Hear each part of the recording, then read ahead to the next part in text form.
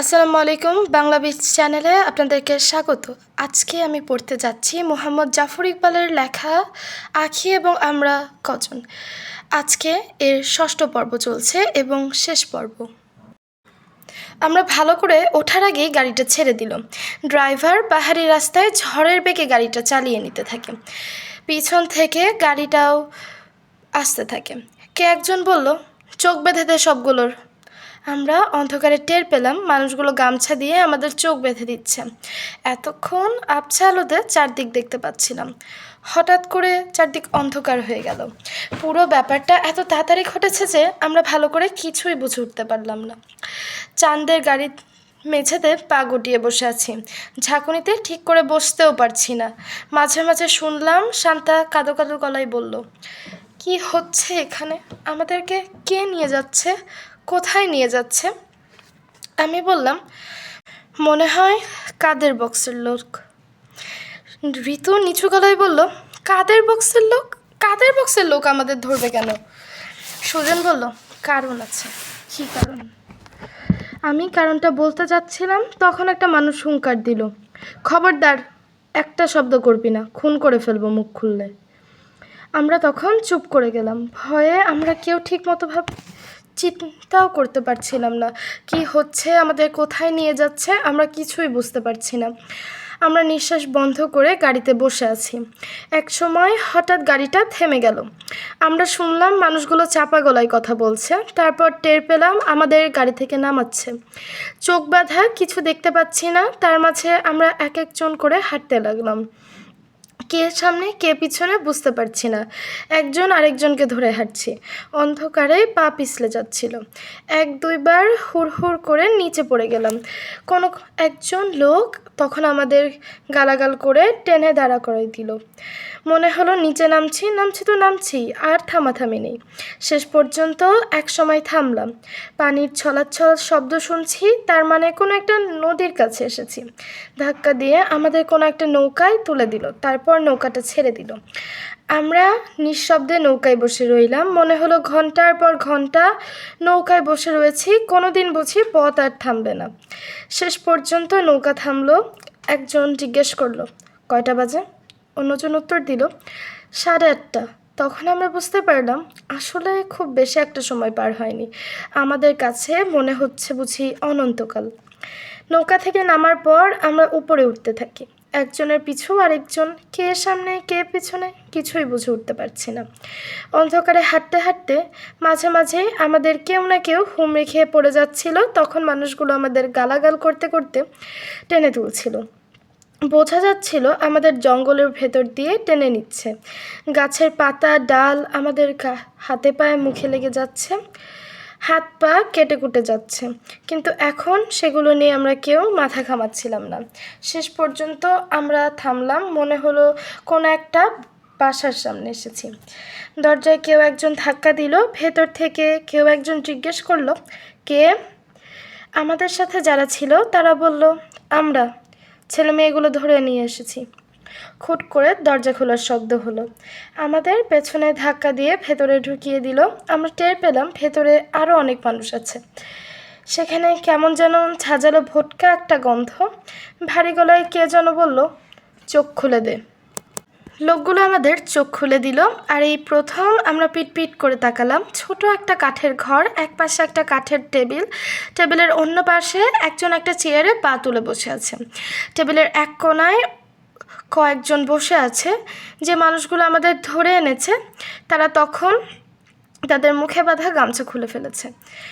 হ্যারিকেনের আলোয় সবাইকে কেমন যেন ভয়ানক দেখাচ্ছে। চেয়ারে পা তুলে বসে থাকা মানুষটা টেবিল থেকে কালো মতন কি একটা জিনিস হাতে তুলে নিয়ে তার পাশের চেয়ারে বসে থাকা মানুষটার কপালে ধরল। আমরা চমকে উঠে দেখলাম কালো মতন জিনিসটা হচ্ছে একটা রিভলভার। আর বুড়ো মানুষটা যে আমাদের গাড়িতে সবজির টুকরি তুলে দিয়েছিল। আবছা অন্ধকারে ভালো করে দেখা যাচ্ছিল না বলে আমরা প্রথমে চিনতে পারিনি। এখন দেখতে পেলাম তার হাত দুটো পিছন থেকে ব্যথা। আমাদের কেউ বলে দেয়নি, কিন্তু আমরা বুঝতে পারলাম চেয়ারে পা তুলে বসে থাকা মানুষটা নিশ্চয়ই কাদের বংশ। কি ভয়ঙ্কর! লোকটার চেহারা দেখলেই বুকের ভেতরটা কেঁপে ওঠে। ভয়ঙ্কর চেহারার মানুষটা পুরো মানুষটার কপালে রিভলভার দিয়ে একটা ধাক্কা দিয়ে বলল, এখন দেখা যাক তুমি সত্যি কথা বলছো না মিথ্যা কথা বলছো। বুড়ো মানুষটা বলল, আমি সত্যি কথা বলেছি কাদের ভাই, আমি মেয়েগুলোরে জিজ্ঞেস করেন, সেই জন্যই তো ওদের ধরে আনলাম। আমি সব সহ্য করতে পারি, কিন্তু দলের মাঝে বেইমানি সহ্য করতে পারি না। আমার জানা দরকার বুড়ো তুমি বেইমানি করেছো কিনা। করি নাই। যদি দেখি তুমি করেছো তাহলে এখানেই শেষ, ঠিক আছে? বুড়ো মানুষটি কাঁদো কাঁদো গলায় বলল, ঠিক আছে কাদের ভাই, এই পোলাপানের মুখের কথার উপর নির্ভর করছে তোমার জীবন। বুড়ো মানুষটি কোনো কথা না বলে কেমন যেন আতঙ্কিত দৃষ্টিতে আমাদের দিকে তাকিয়ে রইল। কাদের বক্স এবার ভালো করে আমাদের দিকে তাকালো, তারপর বলল, তোমাদের মাঝে নাকি একজন অন্ধ? কই, আমার কাছে তো কাউরেই অন্ধ মনে হচ্ছে না। আমাদের কিছু বলার আগেই কম বয়সে একজন হাত তুলে দিয়ে ঋতুকে দেখিয়ে বলল, ওস্তাদ, ডান দিকের মেয়েটা অন্ধ। তুই কেমন করে জানিস? আমি হোটেলে দেখেছি। ঋতু কিছু বলল না, আখিও কিছু বলল না। কাজটা ভালো হলো কিনা বুঝতে পারলাম না, কিন্তু আমরা চুপ করে রইলাম। কাদের বক্স বলল, ঠিক আছে কানা বিবি, তুমি ডান দিকে সরে যাও। ঋতু ডান দিকে সরে গেল। চোখে দেখতে না পেয়ে মানুষটা যেভাবে সরে যায় অনেকটা সেভাবে। কাদের বক্স এভাবে আমাদের 5 জনের দিকে তাকিয়ে বলল, তোমরা বাকি 5 জন একেবারে একটা সত্যি কথা বলো, খবরদার মিথ্যা কথা বলবে না। কাদের বক্স তখন বুড়ো মানুষটাকে দেখিয়ে বলল, তোমরা কি এই বুড়াটাকে আগে দেখেছো? আমরা মাথা নাড়লাম। কখন দেখেছো?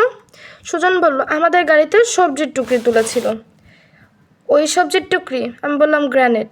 আমার কথা শুনে অন্য সবাই ভয়ঙ্করভাবে চমকে উঠল। তারা অবাক হয়ে আমাদের দিকে তাকিয়ে উঠল। কাদের বক্স সন্তুষ্টির ভঙ্গি করে মাথা নাড়ল। তার ভাব দেখে মনে হলো আমরা যে ব্যাপারটা জানি সেটা জেনে খুশি হয়েছে। মাথা নাড়তে নাড়তে বলল, এখন তোমরা আমাকে বলো, তোমরা কি ওই টুকরি থেকে গ্রেনেড সরিয়েছ? সুজন মাথা নেড়ে বলল, হ্যাঁ সরিয়েছি। বুড়ো মানুষটা হাত বাঁধা অবস্থায় লাফিয়ে ওঠার চেষ্টা করে বলল, বলেছি না আমি, বলেছি না। কাদের বক্স গম্ভীর মুখে বলল, এত লাফালাফি করিও না বুড়া মিয়া। এখন আমার শেষ প্রশ্ন, এই প্রশ্নটার উত্তরের উপর নির্ভর করছে তোমার মাথার ভেতর দিয়ে গুলি যাবে কি যাবে না।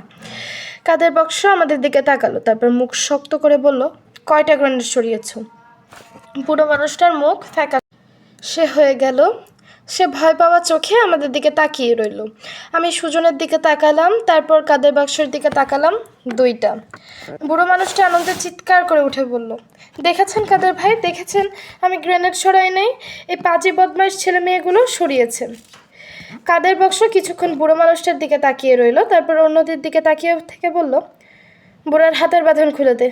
একজন এসে তার হাতের বাঁধন খুলে দেয় এবং সাথে সাথে সে দাঁড়িয়ে বলে, কাদের ভাই, আপনি একটু অনুমতি দেন, আমি তাহলে পাজি ছেলে মেয়েগুলোকে পিটিয়ে লাশ করে দিই।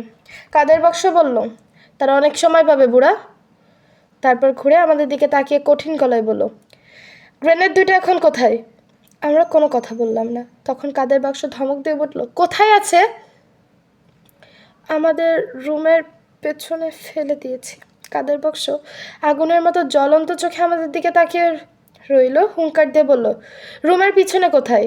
বড় 2টা গাছ আছে, তার সাথে ঝোপ, সেই ঝোপের নিচে। কাদের বক্স একজনের দিকে তাকিয়ে বলল, চান্দু, তোর উপর দায়িত্ব, গ্রেনেড 2টা খুঁজে বের করে নিয়ে আসবি। চান্দু নামের মানুষটা মাথা নাড়ল, বলল, ঠিক আছে ওস্তাদ। এতক্ষণ আমি আর সুজন ছাড়া আমাদের মধ্যে আর কেউ কথা বলে না। এবারে ঋতু কথা বলার চেষ্টা করে বলল, এখন আমরা কি যেতে পারি? কাদের বাক্স বলল, কি বললে? আমাদের যেসব প্রশ্ন ছিল তার সবগুলোর উত্তর তো জেনে গেছেন, এখন আমরা কি ফিরিয়ে দিয়ে আসতে পারবেন? কাদের বাক্স কিছুক্ষণ ঋতুর দিকে তাকিয়ে রইল, তারপর হা হা করে হাসতে শুরু করলো। কাদের বাক্সের হাসি দেখে অন্যরাও হাসতে শুরু করে, যেন তারা খুব মজার একটা কথা শুনছে। হাসতে হাসতে কাদের বক্সের চোখে পানি চলে আসে। একসময় সে হাসি থামায়, তারপর টেনে টেনে বলে, শুনো কানা মেয়ে, পৃথিবীতে 2টা জিনিসের ব্যবসায় মুনাফা সবচেয়ে বেশি, একটা হচ্ছে অস্ত্র আর একটা হচ্ছে মানুষ। আমি অস্ত্রেরও ব্যবসা করি, মানুষেরও ব্যবসা করি। ছেড়ে দেওয়ার জন্য আমি তোমাদের তো আর ধরে নিয়ে আসি নাই, তোমাদের বিক্রি করা হবে, বুঝেছো? রেঙ্গুরের মার্কেটে। ভয়ে আতঙ্কে আমাদের সারা শরীর থরথর করে কেঁপে উঠল। 12, যখন আমরা জানতে পারলাম ছোট একটা খুপসি ঘরে বন্দি করে থাকতে কেমন লাগে। আমাদেরকে একটা ঘরের মাঝে ঢুকিয়ে বাইরে থেকে তালা মেরে দিয়েছে। ঘরের ভেতরে কোনো আলো নেই, একটা ছোট জানালা আছে, সেই দিয়ে বাইরের আবছা আলো ভেতরে একটুখানি এসে মনে হয় অন্ধকারটাকে আরও জমাট বাঁধিয়ে দিয়েছে। ঘরের ভেতরে সবাই কিছুক্ষণ চুপ করে দাঁড়িয়ে রইলাম, কি বলবো কেউ কিছু বুঝে উঠতে পারছি না। সবার আগে কথা বলল ঋতু, আমাদের দিকে ঘুরে বলল, তিতু আর সুজন, তোরা আমাদের বলবি কি হয়েছে, কেন কাদের বাক্স আমাদের ধরে নিয়ে এসেছে। মামুন বলল, হ্যাঁ আমরা কেউ কিছুই জানি না, শুধু তোরা দুজন জানিস। শান্তা কাঁপা কাঁপা গলায় বলল, তোরা কোনো একটা ঝামেলা করবি আর তার জন্য আমরা সবাই বিপদে পড়ব, কি করেছিস তোরা? আমি বললাম, আমরা কিছুই করিনি। শান্তা রেগে গিয়ে বলল, নিশ্চয় করেছিস, তা না হলে আমাদের কেন ধরে নিয়ে এসেছে, বল কি করেছিস। সুজন বলল, আমরা কিচ্ছু করিনি। মামুন বলল, মিথ্যা কথা বলবি না, কি করেছিস বল। সুজন বলল, দেখতে চাচ্ছিলাম টুকরিতে কি আছে, আগে জানলে কি দেখার চেষ্টা করি, গ্রেনেড কেন নিবে টুকরিতে, বুড়ো মানুষটা কী রকম বেয়াদবের মতো কথা বলছিল দেখিসনি, জাবেদ চাচাকে খুঁজছিলাম। সুজনের এই ছাড়া ছাড়া মাথা মুন্ডুহীন কথাবার্তা শুনে কেউ কিছু বুঝতে পারল না, তাই আমাকে পুরো ব্যাপারটা বলতে হলো। তখন সবার রাগটা আমার থেকে সরে গিয়ে পুরোপুরি সুজনের উপর পড়ল। শান্তা চিৎকার করে বলল, তুই তুই তুই তারপর রেগে গিয়ে সুজনের উপর ঝাঁপিয়ে পড়তে চাইল। আমরা কোনো মতে তাকে থামালাম। তখন শান্তা হঠাৎ হাউমাউ করে কাঁদতে লাগলো, বলতে লাগলো, আমাদের এখন কি হবে, হায় ভগবান, কি হবে আমাদের। আমরা কি বলবো বুঝতে পারলাম না। মামুন বলল, কি হবে, আমাদের সবাইকে মেরে ফেলবে, তা না হলে হাত পা ভেঙে লুলা বানিয়ে বিক্রি করে দিবে। শান্তা বলল, এই অন্ধকারের মাঝে আমাদের ফেলে রেখেছে, কিচ্ছু দেখতে পাই না। আখি এতক্ষণ কোনো কথা বলেনি, এই প্রথম সে কথা বলল। শান্তার হাত ধরে বলল, কাঁদে না শান্তা, ছি কাঁদে না। কেন কাঁদবো না, এখন আমাদের কি হবে, আমাদের যে ধরে নিয়ে এসেছে সেটা এতক্ষণে জানাজানি হয়নি, নিশ্চয়ই হয়েছে। পুলিশ মিলিটারি কি আমাদের খুঁজতে শুরু করেনি, নিশ্চয়ই করেছেন, আগে হোক পরে হোক তারা আমাদের পেয়ে যাবে। শান্তা একটু কান্না কমিয়ে বলল, সত্যি? হ্যাঁ সত্যি, আমি তো আমার আব্বুকে জানি, আমার আব্বু এদের ছেড়ে দেবে ভেবেছিস, ছাড়বে না, খুঁজে বের করবেই, তাই কাঁদিস না, শুধু শান্ত হয়ে অপেক্ষা কর। এই ঘুটঘুটে অন্ধকার। আখি বলল, তোদের কাছে ঘুটঘুটে অন্ধকার, আমার কাছে কোনো পার্থক্য নেই, তাই বলছি আয়, আমরা সবাই মিলে ঠান্ডা মাথায় চিন্তা করি কি করা যায়, কেঁদে লাভ নেই। এই পাজি সুজনটার জন্য। আখি বলল, কেন সুজনকে দোষ দিচ্ছিস, এটা তো সুজনের দোষ নয়, ওই বদমাইশ মানুষগুলোর দোষ, ওরা খারাপ মানুষ। আখির কথায় শেষ পর্যন্ত শান্তা একটু ঠান্ডা হলো। আমরা সবাই তখন গোল হয়ে বসলাম কি করা যায় চিন্তা করার জন্য। বসে বসে পুরো ব্যাপারটা নিয়ে কথা বললাম, কিন্তু ঠিক কি করা যাবে ভেবে পেলাম না। শেষ পর্যন্ত অপেক্ষা করা ছাড়া আর কিছু করার থাকলো না। তাই আমরা সবাই ছোট্ট ঘরটার দেওয়ালে পিঠ হেলান দিয়ে বসে বসে সকাল হবার জন্য অপেক্ষা করতে লাগলাম। সেই রাতটা ছিল আমাদের জীবনের সবচেয়ে ভয়ঙ্কর রাত। মাত্র একদিন আগে আমরা নিজেরা কথা বলছিলাম যে আমরা কি আনন্দে আছি, কি সুন্দর রিসোর্ট, ডাইনিং রুমে কি মজার খাবার, কি সুন্দর নরম তুলতুলে বিছানা, কি চমৎকার পরিষ্কার বাথরুম। আমাদের কোনো কিছুই নিজেদের করতে হচ্ছে না, কেউ না কেউ আমাদের জন্য সব কিছু করে দিচ্ছে। সেই অবস্থা থেকে আমরা এসে পড়েছি এই জায়গায়, পেটে খিদে নিয়ে অন্ধকার ঘরে বসে আছি। ঘরের ভেতর দিয়ে পোকামাকড় ইঁদুর হেঁটে বেড়াচ্ছে, মশার কামড়ে চুপ হয়ে বসে থাকা যায় না। কুটকুটে দুটো কম্বল দিয়েছে, সেই কম্বলে দুর্গন্ধ, শরীরে কোথাও ঘষা লাগলে মনে হয় শরীরের ছাল উঠে যাবে।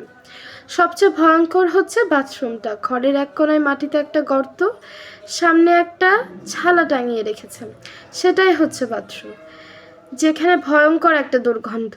সারা ঘরে সেই দুর্গন্ধ পাক খেয়ে বেড়াচ্ছে। আমরা সারা রাত ঘরের দেয়ালে হেলান দিয়ে বসে রইলাম। মাঝে মাঝে 2-1 মুহূর্তের জন্য চোখ বন্ধ হয়েছে, আবার চমকে জেগে উঠেছি। যখন চোখ বন্ধ হয়েছে তখন ভয়ঙ্কর স্বপ্ন দেখে জেগে উঠেছি। স্বপ্ন দেখেছি কাদের বক্স রাইফেল তাক করে হা হা করে হাসছে। কি ভয়ঙ্কর সেই হাসি! যখন নিশুতি রাত, তখন আমরা জঙ্গলের নানা পশু পাখির শব্দ শুনতে পেলাম। কি বিচিত্র তাদের ডাক! কোনো না কোনো পশুর গলার আওয়াজ শুনলে মনে হয় বুঝি কেউ চিৎকার করে কাঁদছেন। পাখি ডানা ঝাপটে উড়ে যায়। এখন মাঝে মাঝে বহুদূর থেকে কোনো এক ধরনের ইঞ্জিনের শব্দ শুনতে পাই। মনে হয় বহুদূরে নদী দিয়ে স্পিডবোট যাচ্ছে। আমাদের খুঁজতে পুলিশ বের হয়েছে কি কেউ জানে না। আমি ভেবেছিলাম সারা রাত নিশ্চয়ই আমি ঘুমোতে পারবো না, কিন্তু ভোর রাতের দিকে আমার চোখে ঘুম এসে গেল। ঘুমিয়ে ঘুমিয়ে আমি স্বপ্নে দেখলাম আমি আমার বাসায় আমার বিছানায় আধশোয়া হয়ে একটা গল্পের বই পড়ছি। আমার আম্মু তখন প্লেটে করে আমার জন্য ঝাল করে মাখানো মুড়ি নিয়ে এসেছেন। আমাকে জিজ্ঞেস করলেন, আচ্ছা তিতু, তোদের নাকি কাদের বক্স ধরে নিয়ে গিয়েছিল? আমি হিহি করে হেসে বললাম, কি বলছো আম্মু? কাদের বক্স কেন আমাদের ধরে নেবে? এই দেখো না, আমি বাসার বিছানায় বসে আছি। ঠিক তখন আমার ঘুম ভেঙে গেল, আর আমি বুঝতে পারলাম আমি বাসার বিছানায় নেই। আমাকে আর অন্য সবাইকে কাদের বক্স ধরে নিয়ে এসেছে। আমি বুকের ভেতর ভয়ঙ্কর এক ধরনের চাপা আতঙ্ক অনুভব করলাম। বাইরে নিশ্চয়ই আলো হয়েছে, কারণ ঘরের ভেতরেও এখন আবছা আলো। ঘরের দেওয়ালে হেলান দিয়ে অন্যেরা গুটিসুটি মেরে বসে আছে। আমার মতন সবাই নিশ্চয়ই ঘুমিয়ে গিয়েছিল। আমি উঠে জানলার কাছে এগিয়ে গেলাম। জানালা না বলে সেটাকে বরং একটা ফুটো বলা ভালো। আমি সেই ফুটো দিয়ে বাইরে তাকালাম। আমাদের রাতের বেলা চোখ বেঁধে এনেছে, তখন কিছু দেখতে পাইনি। এখন দেখা যাচ্ছে জায়গাটা দুটো টিলার মাঝখানে, চারপাশে গাছপালা দিয়ে ঢাকা। সামনে আরেকটা ঘর, সেই ঘরের বারান্দায় একটা মানুষ বসে সিগারেট খাচ্ছে। এই মানুষটা নিশ্চয়ই পাহারা দিচ্ছে, তার ঘাড়ে একটা ভয়ঙ্কর দেখতে রাইফেল। এটাকে নিশ্চয়ই AK-47 বলে। আমি তাকিয়ে থাকতে থাকতেই ঘরের দরজাটি খুলে গেল এবং ভিতর থেকে খালি গায়ে একজন মানুষ বের হয়ে আসে। আমি মানুষটিকে চিনতে পারি, কাদের বক্স। কাদের বক্স বগলের তলা দিয়ে ঘ্যাস ঘ্যাস করে খানিকক্ষণ চুলকায়, তারপর পাহারায় থাকা মানুষটির কাছে থেকে একটা সিগারেট নেয়। সিগারেটের ধোঁয়া ছেড়ে সে আবার ভিতরে ঢুকে গেল। আমি খানিকটা ধমকাধমকির শব্দ শুনলাম। তখন ভেতর থেকে আরও কয়েকজন মানুষ ঘুম ঘুম চোখে বের হয়ে এলো। এই ঘরটায় কাদের বক্স মনে হয় তার বডিগার্ডদের নিয়ে ঘুমোয়। কি দেখছিস? গলার স্বর শুনে আমি ঘুরে তাকালাম। ঋতু আমার পাশে এসে দাঁড়িয়েছে। কিছু না। জায়গাটা কীরকম? কারা থাকে এইসব জায়গায় দেখি? আমি সরে দাঁড়িয়ে বললাম, দেখ, কিন্তু মনে রাখিস তুই কিন্তু আসলে দেখতে পাস না। জানি। ঋতু বলল, এই মানুষগুলোর সামনে আমি সব সময় না দেখার ভান করব, চিন্তা করিস না। যখন খানিকটা বেলা হলো এবং আমরা সবাই উঠে জড়সড় হয়ে বসে আছি, তখন হঠাৎ করে দরজার শব্দ হলো। আমরা টের পেলাম কেউ একজন দরজায় তালা খুলছে। ক্যাচ ক্যাচ শব্দ করে দরজাটা খুলে গেল এবং আমরা দেখলাম ভয়ানক চেহারার একজন মানুষ আমাদের সামনে দাঁড়িয়ে আছে। মানুষটা হুঙ্কার দেওয়ার মতো শব্দ করে বলল, কানা মেয়েটা কই? ঋতু উঠে দাঁড়িয়ে বলল, এই যে। তুই আয়, অন্যরা খবরদার ঘর থেকে বের হবি না। ঋতু জিজ্ঞেস করলো, কেন? নাস্তা নিয়ে আসবি। আমি হ্যাঁ আমি বললাম, ও তো চোখে দেখতে পায় না, ওর বদলে আমি আসি। ও চোখে দেখে না বলেই ওরে নিয়ে আসতেছি। তুই চোখে দেখিস, তাই চোখ না বেঁধে তোকে ঘর থেকে বের করবো না, বুঝেছিস? আমি কোনো কথা বললাম না। লোকটা ঋতুর হাত ধরে বাইরে নিয়ে আবার দরজা বন্ধ করে দিল। আমরা ঘরের ফুটো দিয়ে তাকালাম, দেখলাম ঋতু চোখে দেখতে পায় না এরকম অভিনয় করে খুব সাবধানে মানুষটার সাথে সাথে হেঁটে কয়েকটা গাছের আড়ালে অদৃশ্য হয়ে গেল। কিছুক্ষণ পর সে হাতে একটা মাঝারি সাইজের গামলা নিয়ে খুব আস্তে আস্তে হাঁটতে হাঁটতে আসে। তার পিছনে সেই ভয়ানক চেহারার মানুষটা আসছে। মানুষটা ঘরের দরজা খুলে দিল। ঋতু সাবধানে গামলাটা মেঝেতে রাখল। মানুষটা বলল, যা, এখন থালা বাসন নিয়ে আয়। পারবি না? ঋতু মাথা নাড়ল, বলল, পারবো। একটা লাঠি হলে আরও ভালো হতো। মানুষটা খেয়ে উঠে বলল, নবাব জাতির লাঠি লাগবে, যা যা এমনি যা। ঋতু তখন এমনি এমনি রওনা দিল। মানুষটা এবারে আমাদের ঘরের দরজায় ঋতুর দিকে তাকিয়ে থাকে। ঋতু পা ঘষে ঘষে হাত দিয়ে সামনে কি আছে অনুভব করার চেষ্টা করতে থাকে। আর কয়েকটা গাছের আড়ালেই সে আবার অদৃশ্য হয়ে গেল। কিছুক্ষণ পর আবার সে হাতে কয়েকটা টিনের প্লেট আর চামচ নিয়ে ফিরে আসে। চোখে না দেখার নিখুঁত অভিনয়। আমরা মুগ্ধ হয়ে তাকিয়ে রইলাম। ঋতুকে আরও একবার যেতে হলো। এবারে সে একটা পানির জগ আর একটা গ্লাস নিয়ে আসে। ঘরের ভেতরে আবার আমাদের তালা মেরে বন্ধ করার আগে মানুষটা ঋতুকে জিজ্ঞেস করলো, আচ্ছা তোর চোখ তো ভালো আছে, দেখিস না কেন? অপটিক নার্ভ নষ্ট। সেটা কি? চোখ থেকে যে নার্ভ ব্রেনে সিগন্যাল পাঠায় সেটা নষ্ট। কিভাবে নষ্ট হলো? যখন আমি ছোট ছিলাম তখন আমার একবার অসুখ হয়েছিল, ডাক্তার ভুল ওষুধ দিয়েছিল, সেই ওষুধের রিয়াকশন। মানুষটা জিভ দিয়ে চুকচুক শব্দ করে বলল, হারামজাদা ডাক্তার। ঋতু বলল, ইচ্ছা করে তো দেয় নাই, ভুল করে দিয়েছিল, একই কথা বলে লোকটা ধড়াম করে দরজা বন্ধ করে খটাম করে তালা মেরে দিল। সাথে সাথে ঋতুকে আমরা ঘিরে ধরলাম। বাইরে কি দেখলি? ওই গাছটার পেছনে আরেকটা ছোট ঘর, কাঠের চুলা আছে, সেখানে রান্না বান্না হয়। একজন বুড়ো মানুষ রান্না করছে, কয়েকজন মানুষ বন্দুক হাতে নিয়ে জায়গাটা পাহারা দিচ্ছে।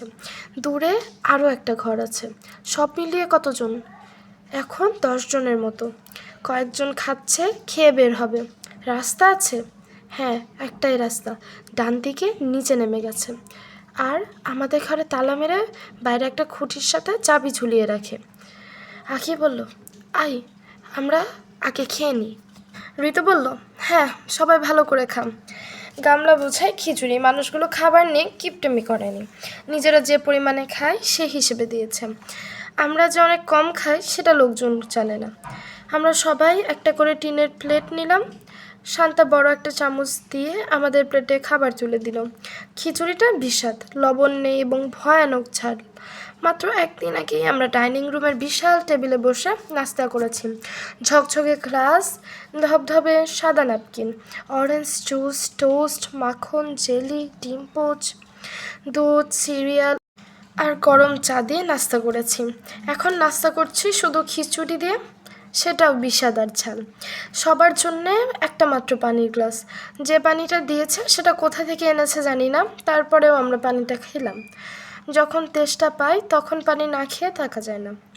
খাবার শেষ হবার পর আমি লক্ষ্য করলাম আখি খিচুড়ির বড় চামচটা হাতে নিয়ে সেটা হাত দিয়ে পরীক্ষা করছে। আমি জিজ্ঞেস করলাম, কি করছিস? এই চামচটা পরীক্ষা করছি, বেশ বড় আর শক্ত। তাতে কি হয়েছে? আমাদের এই ঘরের মেঝেটা মাটির, তাই না? হ্যাঁ, আমরা গর্ত করে বের হয়ে যেতে পারি না? আমরা সবাই আখির দিকে তাকালাম। আখি চামচটা খ্যাচ করে মাটিতে বসে এক খাবলা মাটি তুলে ফেললো। দেখলি, মাটি কাটা যায়। গর্ত করব, সেই গর্ত দিয়ে বের হওয়া যাবে? হ্যাঁ। আমি বললাম, চোরেরা যেভাবে শীত কেটে ঢুকে? আখি বলল, হ্যাঁ, যদি ধরা পড়ি? ধরা পড়া যাবে না। শান্তা বলল, এই চামচটা তো ফিরিয়ে দিতে পারি।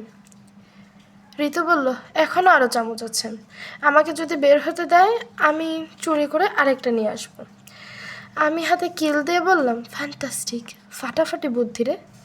শান্তা জিজ্ঞেস করলো, মাটিগুলো কি করব? গর্ত করলে যে মাটি বের হবে সেগুলো? আমরা থতমত খেয়ে গেলাম। সত্যিই তো, এতগুলো মাটি কি করব? লোকগুলো যদি দেখে ঘরের ভিতরে এত মাটি তাহলেই তো বোঝা যাবে। আমরা সবাই মাথা চুলকাতে থাকি। তখন মামুন বলল, আমরা যদি 2 ফুট ব্যাসে একটা গর্ত করি, গর্তটা যদি 3 ফুট লম্বা হয়, তাহলে মোট মাটি কাটা হবে 10 কিউবিক ফুট। এই গর্তটা হচ্ছে আনুমানিক 4 থেকে 500 বর্গফুট।